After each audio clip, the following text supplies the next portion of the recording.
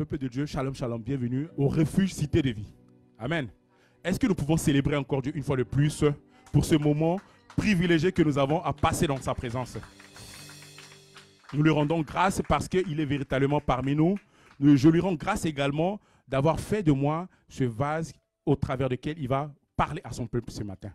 Je voulais lui rendre grâce infiniment pour ce qu'il fait dans ma vie de tous les jours et dans la vie de tout un chacun ici au refuge. Amen.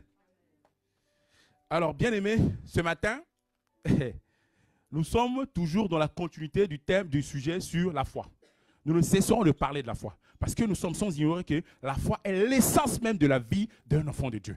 Si tu es enfant de Dieu et que la foi n'est pas le moteur, mon bien-aimé, c'est comme si c'est une voiture qui n'a pas de carburant. Amen. Toi également, dans ta vie, les moments, tu ne dois pas sous-estimer la foi. Tu dois, au travers de la prière, au travers de méditation, chaque fois, te fortifier, te remplir du Saint-Esprit, te remplir de la parole de Dieu. Notre carburant même, c'est la parole. C'est ça qui amène à maturité de la foi. Et que cela soit également ton témoignage au travers de tous les enseignements que nous sommes en train de donner sur la foi, que demain ta vie puisse être transformée. Parce que si véritablement tu as la foi, rien ne pourra te résister. Amen. Rien, mais vraiment rien du tout. Parce qu'il y a beaucoup de circonstances dans notre vie. C'est nous qui sommes à l'origine parce que nous limitons Dieu à notre niveau. Nous pensons que Dieu est limité alors que Dieu n'est pas limité. Amen. Donc nous allons au travers de cet enseignement qui complète également tout ce qui a déjà été donné par Apemeled, par Sévivi, que pour nous soyons véritablement de véritables fervents de la foi. Et que notre foi soit inébranlable. Que les gens du dehors, les circonstances ne viennent pas perturber notre foi. Amen. Alors, la semaine dernière, nous avons vu, l'enseignement que nous avons reçu était sur les 2 niveaux de révélation qui contribuent à la maturité de la foi. Je ne vais pas rentrer beaucoup en détail, vous pouvez aller revoir, parce que c'est sur YouTube également, et même sur la page du refuge. Et pendant l'enseignement, les 2 niveaux, c'était la parole, logos et la parole réma, révélation. Amen. Donc, lorsque nous croyons qu'il y a des situations ou bien des éléments qui contribuent à la maturité de la foi, nous sommes sans ignorer qu'également, il peut y avoir des situations qui anéantissent, qui affaiblissent la foi. Est-ce qu'on est d'accord? Parce que s'il y a des éléments qui contribuent à la maturité, nous sommes d'accord. Parce qu'il faut qu'on aille sur cette base d'abord. Amen. Donc, lorsque tu vois dans ta vie, Dieu, il a des projets divins pour toi. Il faut savoir également qu'il y a un élément à côté qui s'appelle l'ennemi, qui est le diable. Qui également a son projet qui est contraire au projet divin que Dieu a pour toi. Il fait par tout moyen pour pouvoir t'amener à avoir des attitudes, des comportements, des choses qui vont t'empêcher d'arriver à la destination. À la destinée que Dieu a prévue ou a planifiée pour toi. Amen. Ces choses-là, il y en a beaucoup. Il y en a tellement. Mais il est très important ici aujourd'hui qu'on voit un des éléments, mais vraiment sur lequel l'ennemi s'appuie puissamment pour nous faire rater notre destinée. Amen. Et ces éléments, il y en a beaucoup. Il y en a beaucoup. Je vais citer quelques-uns. Vous avez l'inquiétude, le doute, le raisonnement. Nous avons notre suffisance, le manque d'expérience avec Dieu. Des situations douloureuses de la vie. Amen. Et l'élément sur lequel nous allons nous appuyer aujourd'hui, c'est la peur. La peur est l'arme, je vous assure, très redoutable utilisée par l'ennemi. De la même manière, nous savons que le Dieu vivant est spirituel, l'ennemi aussi est spirituel. Il ne vient pas physiquement pour nous anéantir. L'erreur que beaucoup de gens font, ils pensent que l'ennemi est physique. Et ils ont souvent tendance à avoir des problèmes avec leurs frères et leurs sœurs pour rien.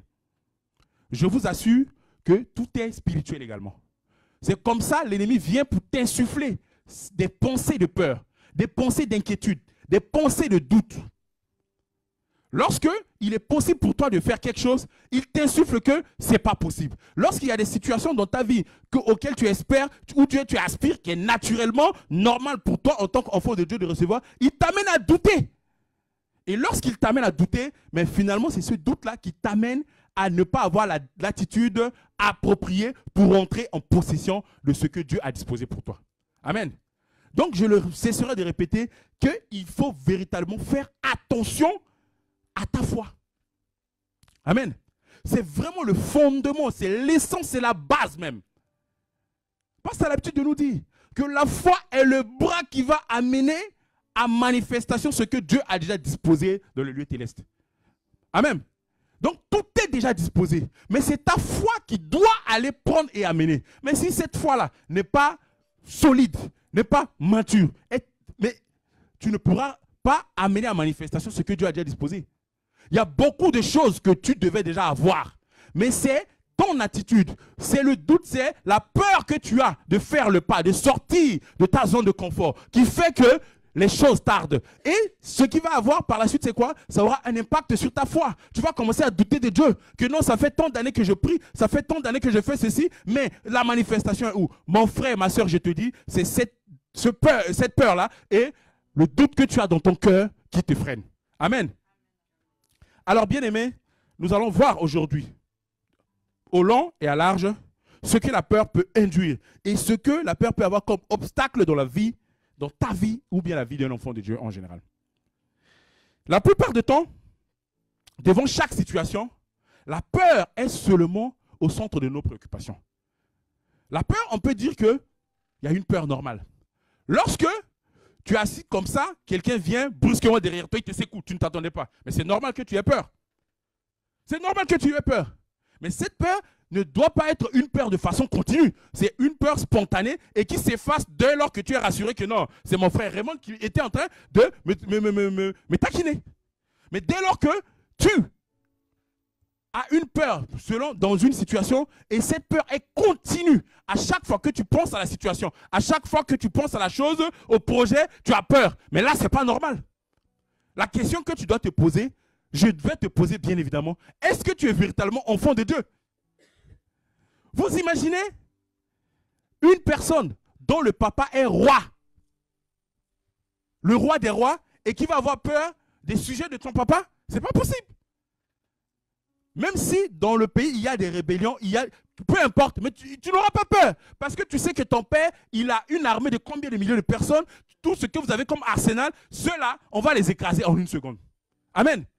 Raison pour laquelle il est très important que tu puisses prendre conscience de ton identité, de qui tu es, pour que tu puisses avoir une bonne marche avec ton Dieu et que tout ce qu'il a disposé pour toi dans les lieux célestes puisse se manifester. Sinon, ça va être difficile. Et l'erreur que nous faisons souvent, au lieu de prendre conscience et changer de comportement, de directive, de manière de penser, nous nous disons que Dieu m'a fait ci, Dieu n'a pas répondu. Amen. Mais ce matin, bien-aimé, je vais te dire que ton Dieu te dit qu'il est possible de pouvoir surmonter. Tu peux surmonter cette peur qui est en train de hanter depuis des années.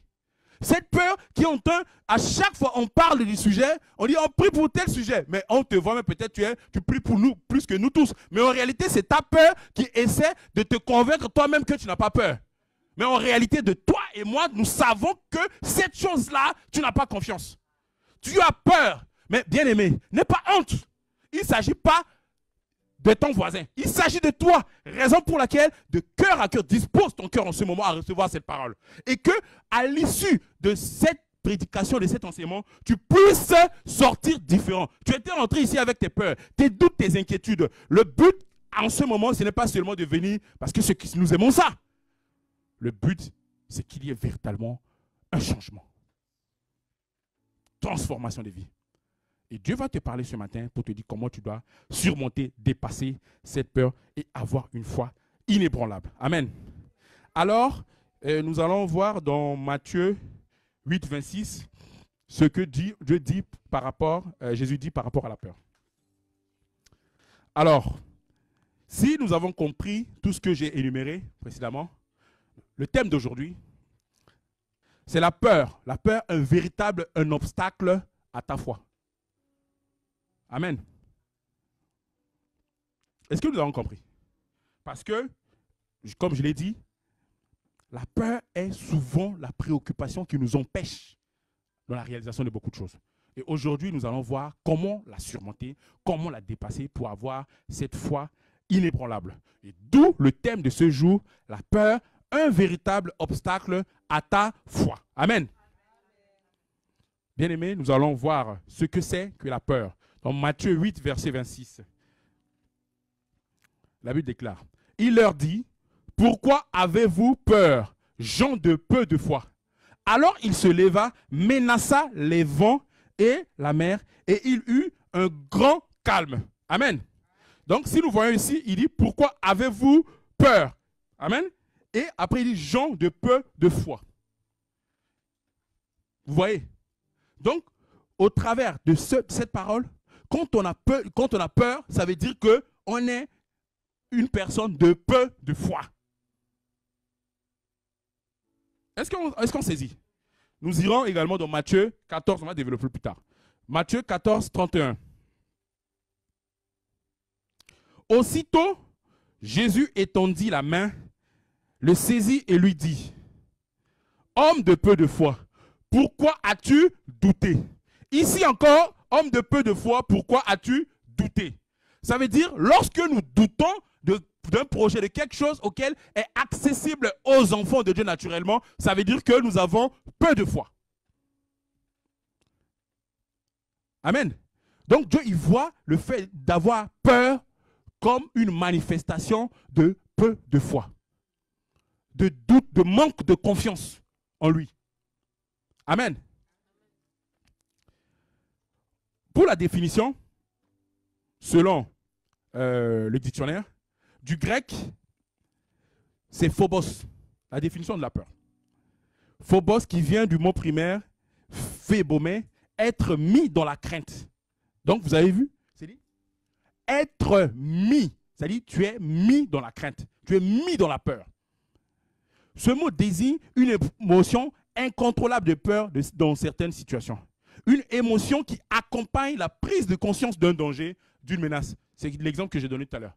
Lorsque tu es là, quelqu'un te surprend brusquement, c'est normal. Tu as l'impression d'être en danger et tu peux avoir peur. Amen. Donc, le contraire, on peut dire le synonyme de la peur, c'est la crainte, c'est l'effroi et les frayeurs. Bien-aimés, lorsque nous voyons dans notre vie de tous les jours, nous allons remarquer qu'il y a une situation qui nous fait toujours peur. C'est quelque chose de naturel auquel nous avons accès. Mais lorsque nous voyons ça, nous avons tendance qu'il y a un sentiment de peur. Ce n'est pas normal. Ce n'est pas normal qu'un enfant de Dieu puisse avoir peur. Ça, je vous le dis d'emblée. Normalement, je voulais attendre jusqu'à la fin, mais je dis non, je vous balance ça déjà. Ce n'est pas normal qu'un enfant de Dieu puisse avoir peur. Moi, ce n'est pas normal. Je ne peux pas être avec mon Père qui est le Tout-Puissant devant et à côté de lui, j'ai peur. Non, mais il va se fâcher. Il va lui dire, mais lui-là même, est-ce qu'il est conscient de qui je suis devant ces gens-là? Alors, que faire devant la situation de peur? Quelle attitude nous devons avoir lorsque une situation nous fait peur tout ce temps? Nous allons voir dans Deutéronome 31, verset 6. Pardon, 6. La Bible déclare, fortifiez-vous et ayez du courage. Ne craignez point et ne soyez point effrayés devant eux. Car l'Éternel, ton Dieu, marchera lui-même avec toi et il ne te délaissera point. Il ne t'abandonnera point. Amen. Lorsque nous voyons, je veux bien si on peut avoir la version parole de vie. Lorsque nous voyons dans la version parole de vie, la Bible dit, soyez forts et courageux. N'ayez pas peur, ne tremblez pas devant eux. En effet, le Seigneur votre Dieu marchera avec vous. Il ne vous lâchera pas, il ne vous abandonnera pas. Amen. Est-ce que nous pouvons revenir sur la version initiale? La Bible dit, fortifiez-vous et prendre courage. Fortifier veut dire quoi? Veut dire armez-vous, développez-vous, endurcissez-vous. Il vous dit de vous remonter, de vous restaurer. Si vous êtes déjà brisé, restaurez-vous. Il vous dit de vous reconforter, de vous affermir, de vous consolider. Mais la bonne question est de savoir comment? Comment se fortifier? Comment? La réponse aussi, je ne vais pas attendre loin. C'est par sa parole. C'est par sa parole. Lorsque tu es rempli de la parole de Dieu, lorsque tu es galvanisé par la parole de Dieu, lorsque tu es tonifié par la parole de Dieu, tu vas être fortifié. Tu vas être fortifié. Devant chaque situation, c'est parce que vous n'avez pas beaucoup de paroles. C'est parce que nous ne mettons pas en nous beaucoup de paroles devant des situations. Nous ne savons pas ce qu'il faut faire. Mais lorsque nous ne savons pas quoi faire, mais ce qui va prendre place, c'est quoi? C'est notre habitude. C'est ce que nous avons vu aux côtés de nous, ça n'a pas marché. C'est ce que nous avons vu les autres faire, ça n'a pas marché. C'est pour ça qu'il dit, fortifiez-vous et il dit, et prenez courage. Il faut d'abord se fortifier avant de prendre courage. Parce que si tu n'es pas fortifié, tu n'as pas la parole avec toi, tu affrontes la situation, c'est que si tu vas encore lâcher. Dans un premier temps, il faut d'abord vous fortifier. Et prenez courage. Parce que si je te dis ça, tu vas seulement prendre courage sans faire le premier de te fortifier. Fortifier ici, ce n'est pas seulement les conseils qu'on dit fortifier fort. Non, non, non. Ce n'est pas aller, comme j'ai dit, armez-vous, tonifiez-vous. Ce n'est pas les salles, aller courir. Non, c'est spirituel. C'est se muscler spirituellement. Et on se muscle spirituellement par la parole, la méditation et la prière. Pas autre chose. Parce que même moi, quand j'ai médité, que j'avais discerné cela. Ah bon, c'est trop facile. On dit, ah frère, sois fortifié. Basta. Mais est-ce que quand on te dit seulement ça, merci frère, merci soeur. Quand tu te déplaces 1 mètre après, est-ce que tu es vraiment fortifié? Ce n'est que des 20 mots. Fortifier, c'est vraiment se fortifier soi-même. Par la parole. Lorsque tu es rempli de paroles devant chaque situation, tu auras comme Jésus une parole à dire. Parole contre parole. Personne ne pourra te blaguer, je t'assure. Donc, fortifiez-vous et prendre courage. Prendre courage veut dire quoi? Lorsque tu es fortifié, tu es rempli de la parole, tu vas braver les interdits. Tu vas affronter des situations que ton entourage, ta famille, tes amis, ton peuple a l'habitude de te dire c'est impossible parce que tu sais que ton Dieu t'a dit de te fortifier. Dès lors que tu es fortifié, tu passes à l'étape suivante. Tu vas faire quoi? Tu vas prendre courage. Prendre courage veut dire que tu vas supporter la souffrance. Même lorsque tu as des situations de souffrance, tu vas supporter parce que tu es déjà rempli, tu es déjà fortifié. Tu sais que non, ce n'est qu'un bobo, ça va passer. Parce que mon Dieu, il dit, je vais traverser les feux, mais je ne serai pas brûlé. Lorsque tu es dans des souffrances, dans une situation, mais tu trembles. Tu fais une demande. À peine, tu fais une demande. Tu as un retour, entre guillemets, qui semble négatif. Nous avons déjà le début. Nous avons le réglé. Tu en pleures avant de lire même le reste. Mais c'est quel enfant de Dieu ça? Ton Dieu, il t'a dit de prendre courage et de braver les interdits. Ça veut dire qu'il y aura des obstacles. Il y aura des situations. Mais parce que tu es fortifié, tu vas traverser seulement. À aucun moment de la Bible, il a dit demeurez donc. Il dit vous allez traverser ces situations. Amen. Donc, il dit n'ayez pas peur et ne soyez pas effrayés devant eux. Ne craignez point et ne soyez point effrayés devant eux. Car l'Éternel, ton Dieu, marchera lui-même avec toi. Il ne te délaissera point. Il ne t'abandonnera point. Qu'est-ce que veut dire délaisser? Quand il te dit il ne te délaissera point, je vais t'expliquer ce qu'il veut dire par pas te délaisser. Il ne va pas déserter. Ce n'est pas parce que tu es dans cette situation que lui, il va déserter, il va t'abandonner seul. Il va être avec toi. Amen. Il ne va pas se détourner, il ne va pas s'éloigner, il ne va pas quitter la situation. Il est avec toi. C'est ça, il dit, il ne te délaissera point. Du point. Et en plus qu'il ne te délaissera point, encore il complète, il ne t'abandonnera pas. Au fait, les mots ne sont pas ici. On aurait pu s'arrêter à dire, il ne te délaissera point. Mais ça veut dire, il ne te délaissera point. Et il ne t'abandonnera point. T'abandonner, il ne va pas abdiquer. Il ne va pas baisser les bras. Tant que tu es là, il sera avec toi. Amen. Il ne va pas, comme dans un combat de boxe, jeter l'éponge. Non. Il sera là. Il sera avec toi. Et tout ce que tu vois, oui, c'est visible. Mais je t'assure que ce n'est pas la vérité. C'est pour te tromper. Comme j'ai dit au début tout à l'heure, le Père, il a un projet divin pour toi. Mais l'ennemi n'est pas d'accord. Il te fait miroiter des choses qui ne vont pas bien. Il te fait miroiter des situations pour te bloquer. Mais ton Dieu t'a dit qu'il ne te délaissera.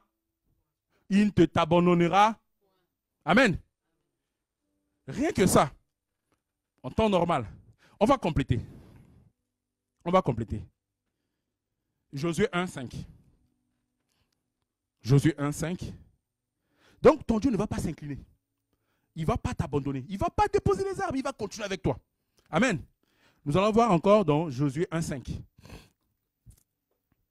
Hey, vraiment, ce matin, si c'est lui qui sort ici, et demain il dit encore un peu, mais ça ne va pas, ma situation là. Ça veut dire que ma soeur, mon frère, on ne sait plus quoi faire.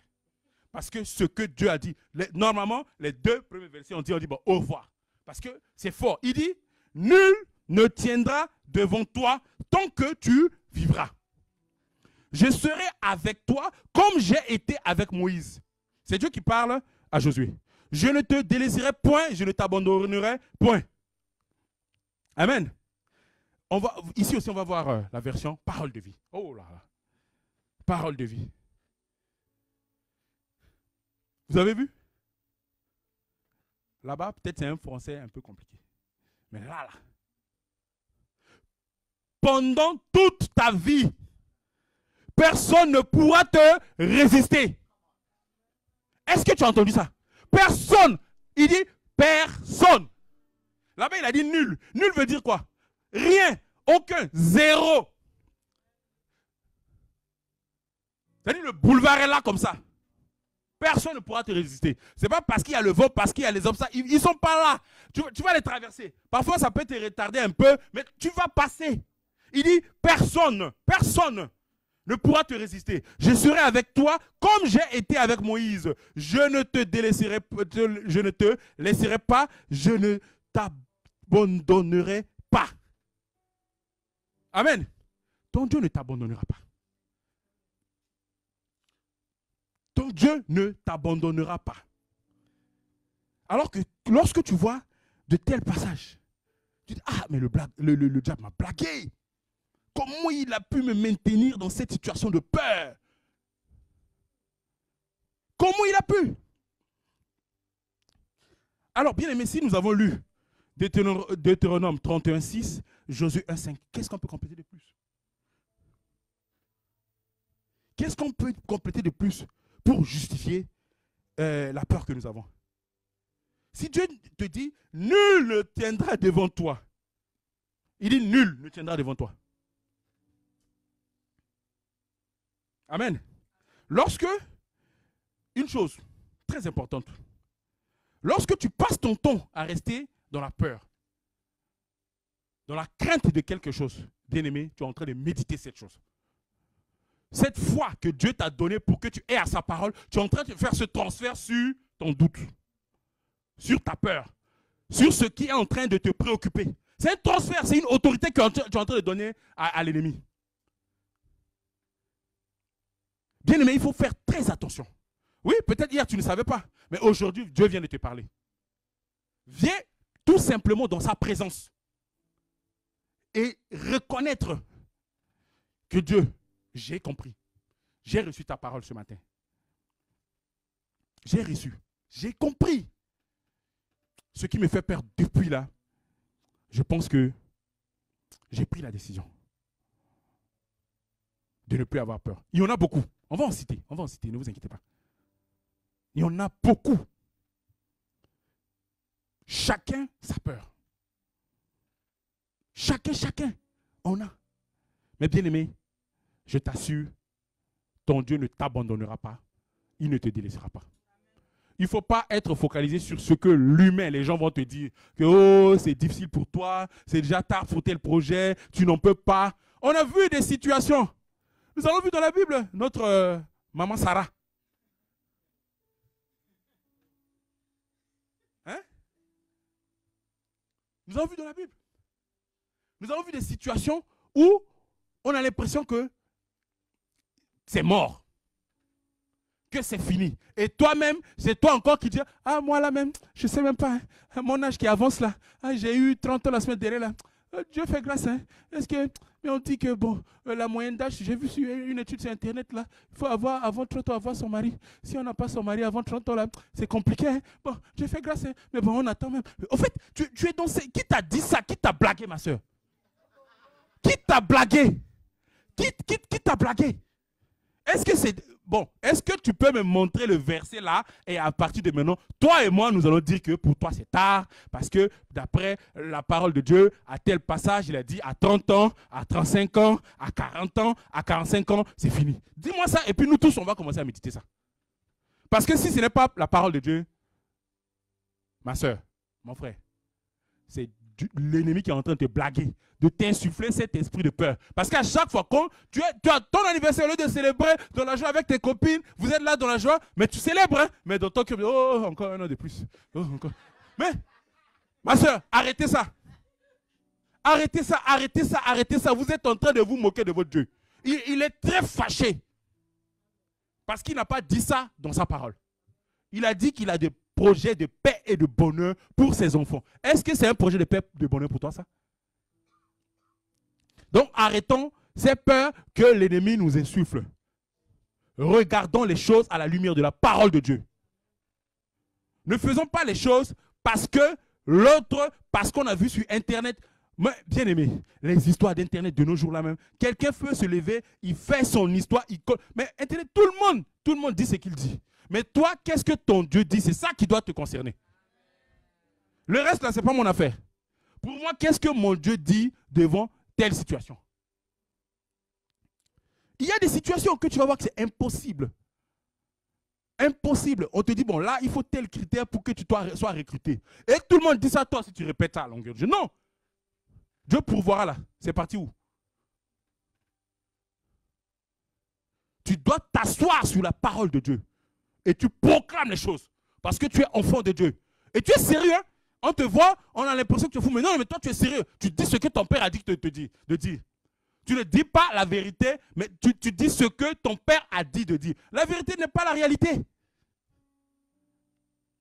La réalité, c'est le projet divin que ton père a pour toi. Rien d'autre. Amen. Et cette histoire de peur ne commence pas qu'aujourd'hui. Nous pouvons voir des cas, des disciples. Il y a des exemples dans la vie. On va voir dans Marc 4, à partir du verset 37.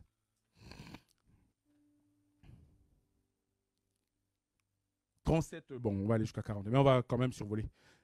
Il s'éleva un grand tourbillon et les flots se jetaient dans la barque au point qu'elle se remplissait déjà.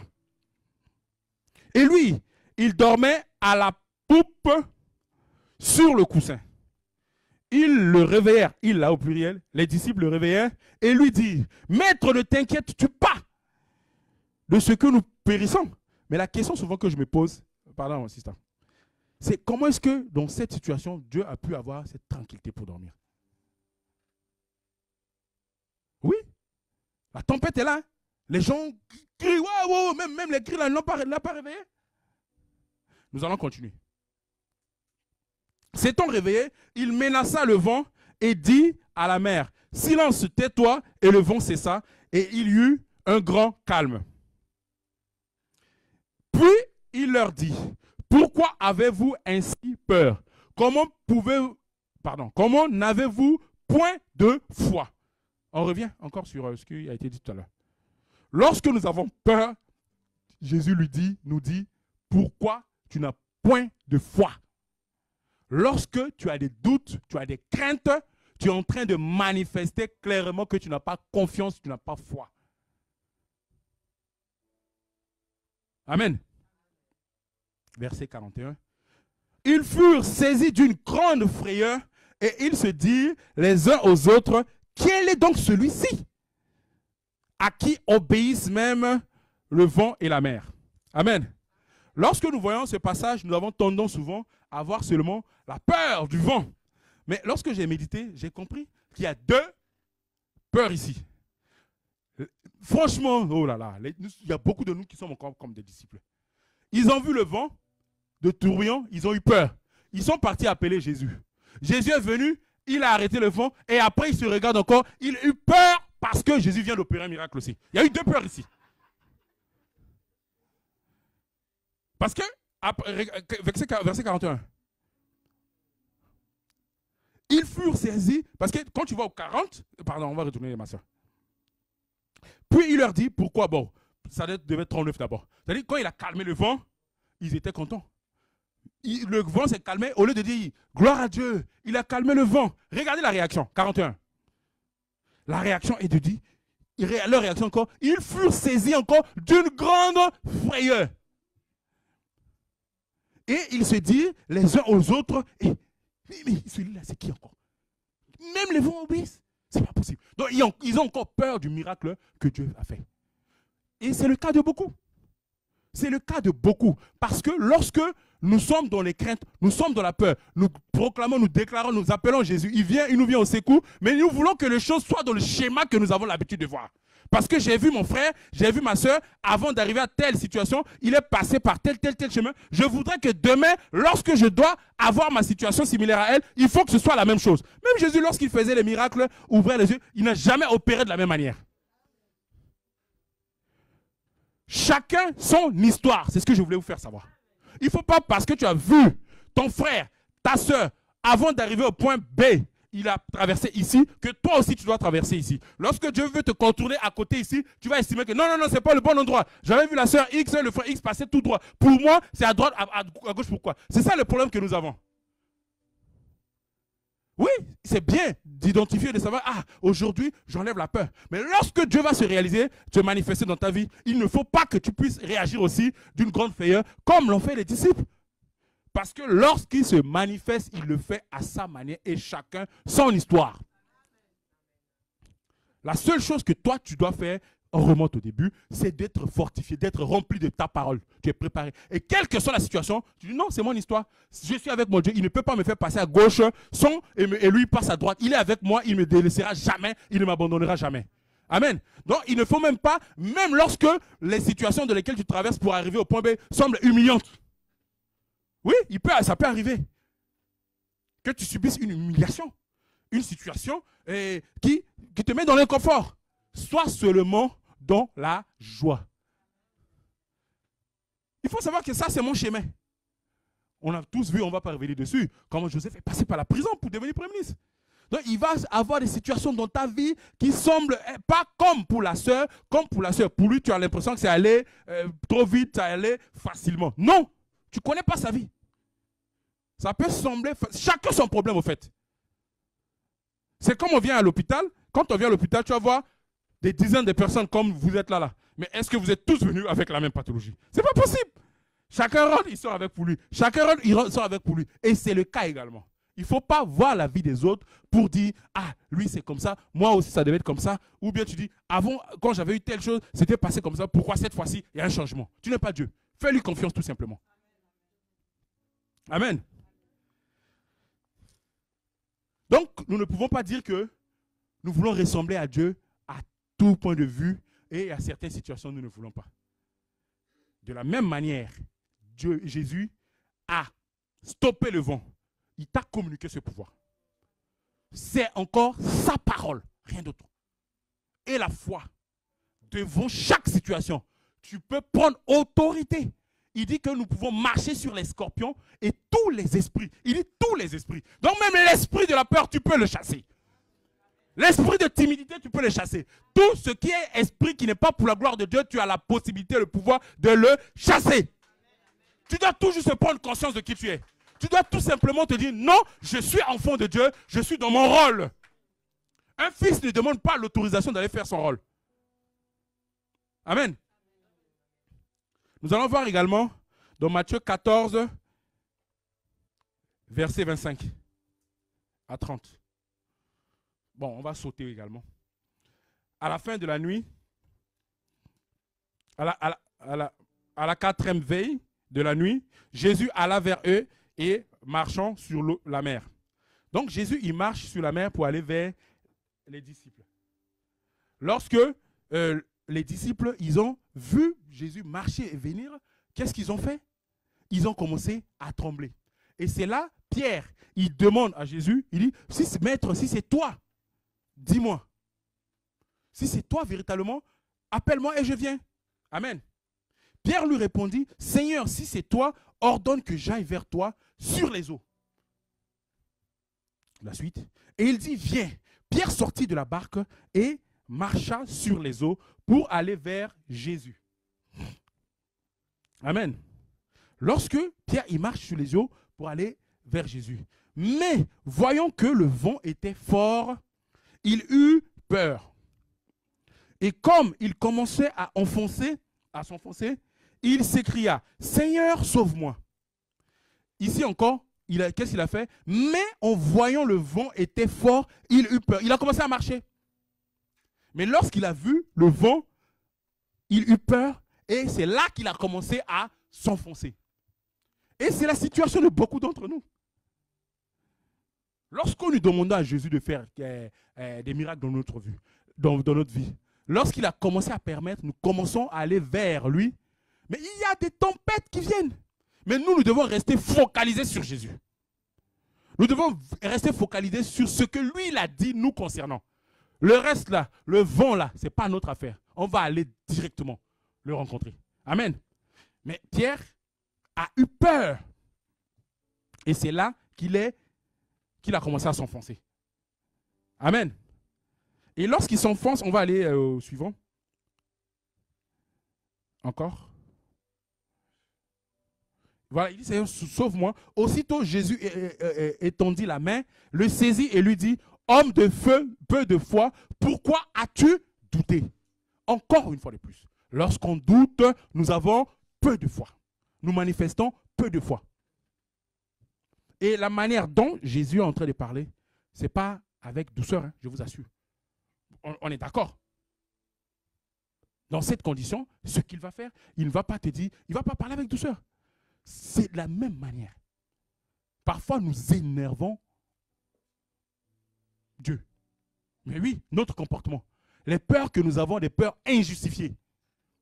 On te dit, là, j'ai avancé. Tu ne sais pas comment tu énerves Dieu quand tu es dans tes méditations. Là. Tu ne sais pas combien tu l'énerves. Il est en train de te dire, homme de peu de foi, homme de peu de confiance, femme de peu de foi, femme de peu de confiance. Est-ce que c'est moi qui t'ai dit que ton âge est un obstacle? C'est moi qui t'ai dit que ta maladie, là, je ne peux pas te guérir? C'est moi qui t'ai dit que je ne veux pas te donner le travail? J'avais donné un témoignage d'un frère ici qui avait perdu son travail. Au début, c'était énervant. Mais il a eu 10 fois. Mais s'il n'avait pas été licencié, c'est sûr qu'il ne va même pas postuler parce que lui, il était déjà dans son confort. Il était dans son confort. Mais raison pour laquelle, même lorsque tu es au travail, il y a des situations où on dit non, toi, on te fait quitter ce poste, sois dans la joie. Parce que Dieu est en train de préparer quelque chose de meilleur pour toi. Sois dans la joie. Ne t'en veux pas à ton collègue ou bien à ton responsable pour dire non, il a un problème avec moi, il m'a muté ici, il m'a mis sur tel poste. Sur le poste où tout le monde pense que c'est la sécheresse et le désert là. Mon vieux, sous ce désert là, il y a du pétrole. Il y a de l'eau, il y a beaucoup de choses. Donc ne sois pas tout simplement intimidé, avoir des problèmes avec vos responsables dans le travail parce qu'on vous a muté. Soyez tout simplement, ayez confiance en Dieu. Dieu à sa manière. Parce que tu pries pour une situation. Et il met devant toi la situation, mais parce que la situation ne cadre pas avec ta mentalité, ton confort, tu es là à commencer à te lamenter. Rends grâce en toute situation. C'est tout ce qu'il te demande. Amen. Alors, nous allons voir également un autre cas de peur. Dans Nombre 13, versets 1 à 3. L'Éternel parla à Moïse et dit, on voit des hommes explorer. Bon, je vais paraphraser. C'est Dieu qui parle à Moïse. Il lui dit de choisir 12 espions. Un par chaque tribu, puisqu'il y a 12 tribus. Un par tribu pour aller espionner le pays que Dieu leur a promis. Amen. Donc, c'est comme ça, ces espions sont allés, ils sont restés 40 jours. Et Nombre 13 va jusqu'à 25. Pardon. Donc, c'est comme ça, ils sont allés visiter le pays, espionner le pays pendant 40 jours. Et lorsqu'ils reviennent, ils viennent rendre compte à Moïse. Lorsqu'ils reviennent, ils viennent, tous ces espions-là, ils étaient 12. Et parmi ces espions-là, il y avait Josué et Caleb. Et les 12 autres. Amen. Donc, lorsqu'ils furent de retour, ils ont commencé à excusez-moi, je ne vais pas lire, hein, je vais juste paraphraser. Donc, quand ils reviennent, ce qu'ils ont fait, au début, ils ont amené des fruits, de bonnes choses. Ils ont commencé par là. Ils disent, ah, on a amené tel fruit, des raisins, etc. le peuple, et c'était devant Moïse, Aaron et tout le peuple d'Israël. Amen. Donc ils ont commencé, c'est comme l'assemblée comme ça. Et nous étions 12, nous sommes revenus, moi et mon équipe ici, on va commencer à vous expliquer, voilà ce qu'on a vu, voilà ce qu'on a vu, voilà ce qu'on a vu. Et qu'est-ce qui se passe? Après avoir dit, voilà, nous avons tel fruit, au verset 27, voici ce qu'ils racontèrent à Moïse. Nous sommes allés dans les lieux, le pays où tu nous as envoyés. À la vérité, c'est un pays où coule le lait et le miel. Et en voici les fruits. 28. Mais le peuple qui habite dans ce pays, est puissant. Les villes sont fortifiées, très grandes. Nous y avons vu des enfants d'Anak. Pourquoi cette précision? Ils disent, voilà, c'est un pays où coule le lait et le miel. Ils ont amené même des preuves. Mais au lieu de rester là pour dire, ah, gloire à Dieu, il nous a promis un pays où coule le lait et le miel, nous allons foncer. Ils commencent déjà à dire, nous y avons vu des descendants d'Anak. Anak, c'est un géant. Donc, ces descendants, c'est des géants. En fait, ils sont en train de donner une information à Moïse comme quoi, c'est dur là-bas. Parce que ceux qu'on a vus là, ce sont des géants. Oui, il y a ces fruits, il y a toutes ces choses-là, mais c'est compliqué. La ville est très vaste, fortifiée. Quand il dit vaste, il parle par rapport à leur nombre. Ils sont en train de dire que nous ne sommes pas assez nombreux pour aller les conquérir. Quand il dit c'est trop fortifié, c'est pour dire que ça va être difficile pour nous de rentrer. Et une précision, c'est-à-dire qu'il y a des géants là-bas. On va continuer, ma soeur.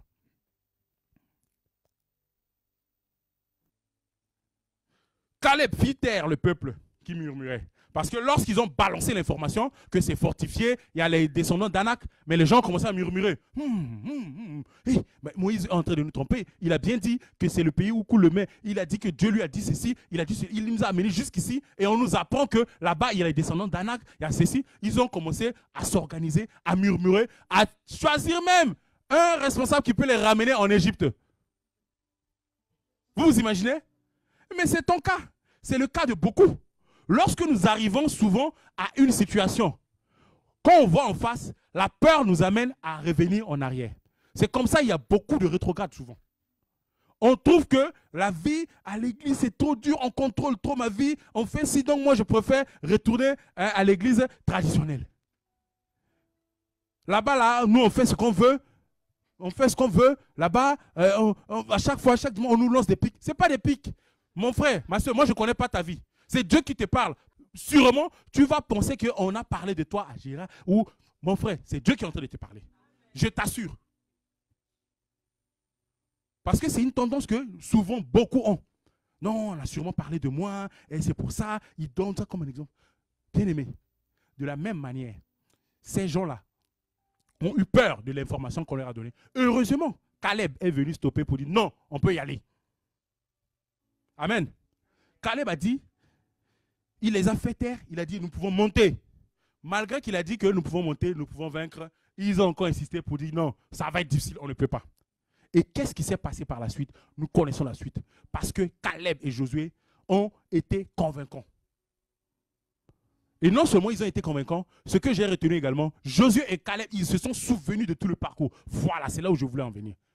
Tu vois tout ce que Dieu, tout le cheminement que Dieu a fait avec eux. Tout le cheminement que Dieu a fait avec eux. Il a séparé la mer en deux. Il leur a donné des cailles, des mannes. Qu'est-ce qu'il n'a pas fait? C'est-à-dire qu'ils ont été confrontés à beaucoup de difficultés, beaucoup d'obstacles auxquels Dieu s'est souvenu, a pourvu, a donné une solution. Donc, lorsque tu vois dans ta vie, tu vois dans ton parcours, tu as vécu des choses et Dieu t'en est tiré, sache que le prochain problème que tu vas, ce n'est pas ça que Dieu ne pourra pas t'en délivrer. Amen.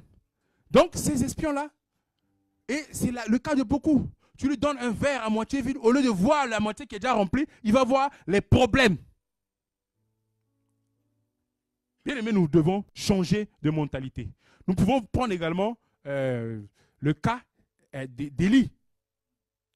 Lorsque Élie a été menacé par Jézabel, vous aurez le temps de lire ça dans 1 roi 18, verset 20. Lorsque nous voyons Élie, il a fait un exploit. Le prophète Élie, il a défié les prophètes de Baal. Hein? Il les a défiés. Parce que lorsque Jézabel a entouré le roi Akab de tout, a amené son nouveau Dieu là. Mais tous les prophètes sont partis là-bas, d'après Élie. Parce qu'en réalité, ce n'est pas tous, hein, parce que lui pensait qu'il restait seul. Il y en avait d'autres. Mais lui, il ne savait pas. Et c'est le cas de beaucoup souvent. Quand on est dans une situation, on pense que Dieu nous a abandonnés. Donc c'est comme ça, Élie, il a fait un exploit. L'exploit qu'Élie a fait, c'est quoi? 450 prophètes de Baal. Lui seul. Il dit, bon, ce qu'on va faire, on va faire 2 hôtels. Vous, à part, moi à part. Ben, comme vous êtes nombreux, vous êtes 450 là, vous allez d'abord commencer. Ils ont mis le bois et tout. Pardon, les bois, ils ont mis le taureau en sacrifice, en holocauste. Et ce qui se passe, c'est quoi? Il leur a lancé des défi. Vous allez prier votre Dieu. Si votre Dieu brûle votre taureau, c'est que votre Dieu est puissant. Mais si il n'arrive pas, c'est moi, mon Dieu, qui va envoyer le feu. C'est que c'est mon Dieu qui est puissant. D'accord? D'accord. Et il a appelé tout le peuple d'Israël. Tout le peuple. Donc, bon, pendant ce temps, l'Israël était séparé en 2 royaumes. Un au nord et voilà. Et donc, Akab était au sud à Samarie. Donc, c'était sur le mont Carmel. Ils ont commencé à faire cette démonstration de force. Ils ont commencé le matin. Ils ont mis toutes les stations. Matin, midi. Oh Dieu, oh Dieu, oh Baal, oh Baal. Hey. Pas de feu. À midi, Élie a commencé à se moquer. Et qu'est-ce qui se passe? Après, vient son tour. Il n'y a pas une grande démonstration de puissance comme celle-ci. Lui, à peine, il dit, roi des rois, on voit ton feu. Et lui-même, ce qu'il faut savoir, les détails qu'il faut savoir, c'est que non seulement lui, il a mis le taureau sur le feu, il a mis de l'eau, il a mis la pierre. C'est-à-dire des conditions c'est-à-dire des conditions difficiles pour qu'il n'y ait pas feu. Mais c'est là, au son de la voix d'Élie, Dieu a réagi immédiatement. Il a envoyé le feu qui a brûlé tout ce sacrifice-là, jusqu'à l'eau, les pierres, les bois et tout. Amen. Est-ce qu'après une telle démonstration, franchement, bon, c'est trop facile peut-être pour moi de dire, mais quand on voit ça, est-ce qu'on a une raison valable demain de douter de Dieu? Qu'est-ce qui se passe après? Après, lorsque Jézabel a pris, il envoie un messager pour dire à Élie que ce que tu as fait, parce qu'après, bon, là, il a pris tous ces faux prophètes-là, il les a décapités. Il a ordonné au peuple d'Israël et on les a décapités, un à un, les 450. Quand Jézabel, après ça, il lui a envoyé un message pour dire, dans 24 heures, mon Dieu, c'est-à-dire son Dieu là, qui n'a même pas pu faire quoi que ce soit là, va aussi lui faire ce que lui il a fait aux autres hier. Mais qu'est-ce qu'Élie fait? Il fuit. Mais quelle démonstration! Et après, quand on ne voit plus rien, on comprend que c'est parce qu'il pensait qu'il était seul. Parce que lorsqu'il a demandé à Dieu de le tuer, qu'est-ce qui se passe? Dieu lui envoie un ange pour lui donner encore à manger. Parce que lui, il pensait que c'était fini pour lui. Et c'est le cas de beaucoup. Dieu a réalisé des miracles dans ta vie hier. Dieu a fait des choses dans ta vie hier. Mais aujourd'hui, face à une autre situation, tu es en train de fuir, tu es en train de demander, Dieu, j'en peux plus, j'abandonne. C'est pour ça que Dieu vient encore ce matin pour t'apporter le pain spirituel. Il t'apporte tout ce qu'il y a comme ingrédient de façon spirituelle pour que tu puisses te relever et savoir que tu n'es pas seul. À Élie, il a envoyé 3 fois. À toi, il pourra en faire autant. Mais la chance que tu as aujourd'hui, tu as le Saint-Esprit. Ça veut dire que Dieu lui-même, il est en toi de façon permanente. Il n'a pas besoin d'envoyer de l'extérieur un ange pour venir. Tu as Dieu en toi. C'est comme si quand tu te déplaces là, je ne sais pas comment expliquer. Oui, tu as toute une garde autour de toi. Le roi même, il est avec toi. Donc, bien aimé, la situation qui te traumatise, la situation qui te fait peur là, je t'assure, arrête ça. Amen. Amen. Nous allons voir très rapidement je vais vraiment résumer rapidement. Lorsque on parle de la peur, il y a plusieurs différents types de peurs. Il y a des peurs liées à l'environnement, il y a des peurs liées à la pensée. Mais c'est la peur liée à la pensée qui est la plus dangereuse. L'environnement, oui, ça existe. L'environnement, c'est ce que les habitudes que nos parents nous ont communiquées, le monde nous a communiqué, les parents, les grands-parents, les tantes et tout ça. J'ai cité quelques exemples. Moi, et surtout, c'est dans beaucoup de cultures africaines. Je donne l'exemple du chat. Le chat, dans d'autres pays, C'est un animal qu'on chérit, on les garde à la maison. Mais il y a des pays où quand on voit le chat la nuit, le feu, oh, on dit c'est le sorcier. Et ce que j'ai dit tout à l'heure, c'est les peurs liées à l'imagination, qui est la plus dangereuse. Et qu'il faut véritablement chercher à lutter à ce qui est dans notre imagination. Pourquoi? Ça nous maintient en captivité et partout où nous irons, nous sommes en train d'appeler cette chose-là. Parce que la Bible nous dit,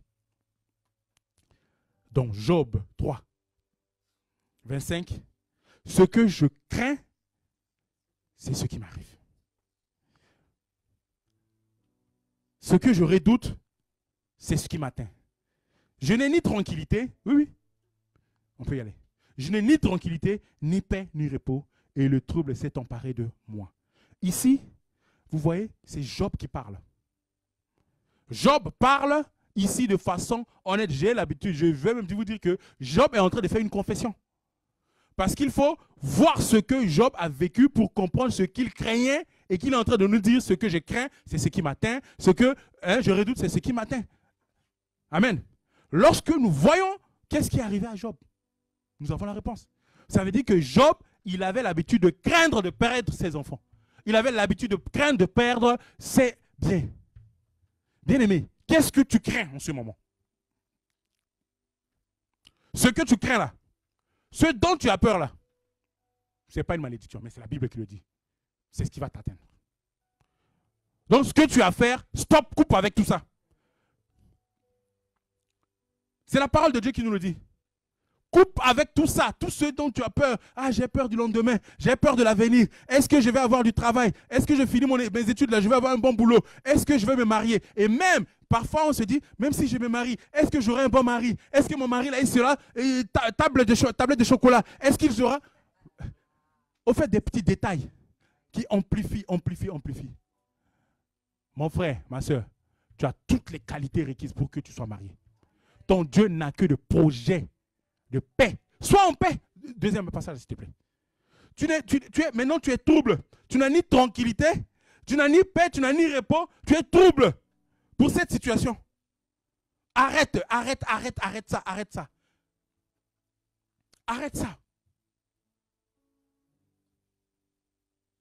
Arrête ça, tout simplement. C'est ton Dieu qui t'a dit. Vous pouvez voir la réponse de ce que craignait Job dans Job 1, 4 jusqu'à 5. Parce qu'à chaque fois que ses fils se réunissent pour faire la fête, pour faire des choses, il fait des sacrifices en leur nom. De quoi il a peur? Parce qu'il le dit clairement dans ce passage-là, Job 1, 4, 5. Il le dit clairement. De peur qu'ils ont eu à pécher, ils ont eu à faire quelque chose. Donc c'est pour ça. Donc il avait une crainte. Et ce que j'ai compris, c'est comme si. Donc il n'avait pas crainte de perdre sa femme. Parce que, on est d'accord, parce qu'il a perdu l'entreprise, il a perdu les enfants, sa santé et tout. Mais si la Bible nous dit, sa femme lui a dit, maudit Dieu, ça veut dire que sa femme était en forme. Donc il ne craignait pas. Donc au moins pour sa femme, il avait des pensées positives.